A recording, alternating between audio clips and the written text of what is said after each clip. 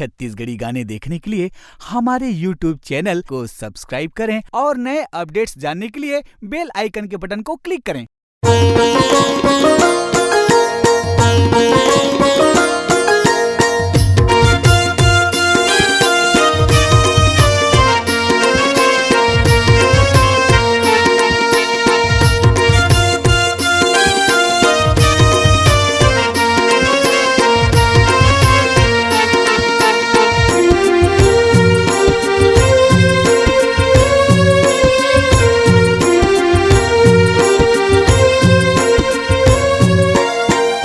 चिड़ैया ओ मैला न होताई, बेली फूल चमेली लाल मंदार माँ का गुण है माई, कैथे तोर सहेली। फूल के चिड़ैया ओ मैला न होताई, बेली फूल चमेली लाल मंदार माँ का गुण है माई, कैथे तोर सहेली। दोनों दोनों दौड़ दौड़ फूल चढ़ाए आए हैं तोर दुआरी, दोनों दोनों दौड़ दौड़ फूल चढ़ाए आए हैं तोर दुआरी। दीदी मालन वो बताना दाई के गुण सुलझाए पहेली, लाल मंदार माँ का गुण है माई, कैथे तोर सहेली।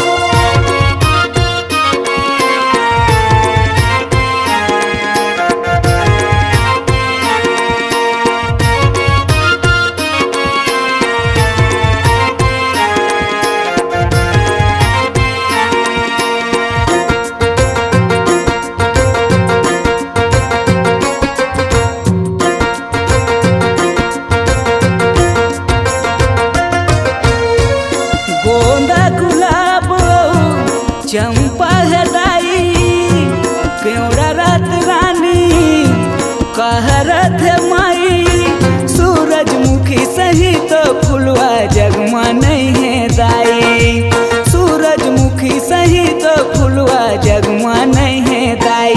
दीदी मालन वो बताना काबर मन नहीं आए कमलवा, फूल के चिड़ैया वो मैला न हो दाई, बेली फूल चमेली लाल मंदार माँ का गुण है माई, कैथे तो सहेली।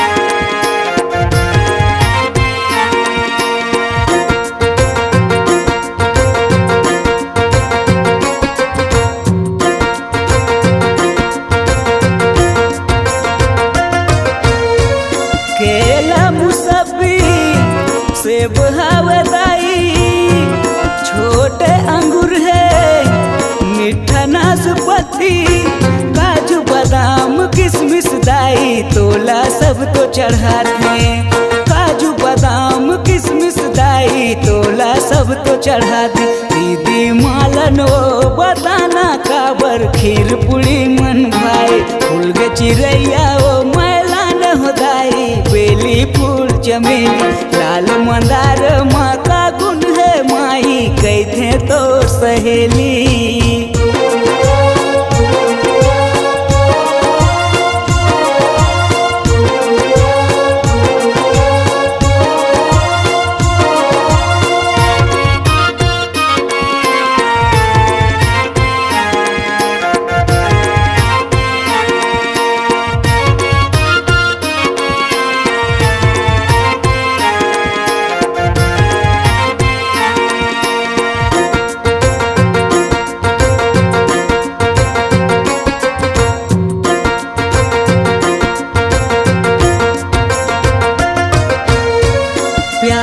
जगत में रंग है दाई न्यारा, तोर माया के रंगमा रंग जग सारा, हरा पीला गुलाबी नीला एक रंग माला नहीं भावे, हरा पीला गुलाबी नीला एक रंग माला नहीं भावे।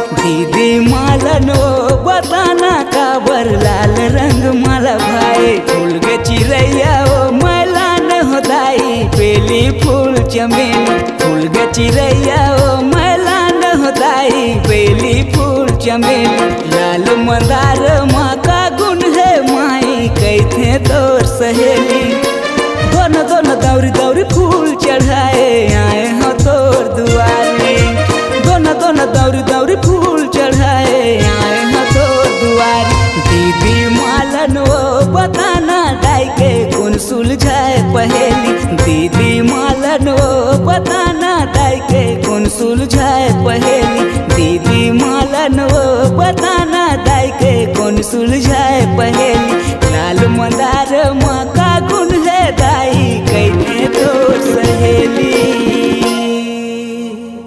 आपकी आवाज ही आपकी पहचान है।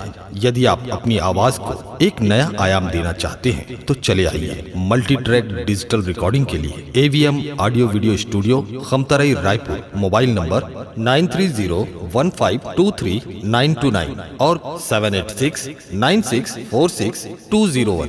यदि आप नए एवं पुराने गीत सुनना चाहते हैं तो avmgana.com में जाकर गाना फ्री डाउनलोड करें और YouTube चैनल में AVM गाना को सब्सक्राइब करें।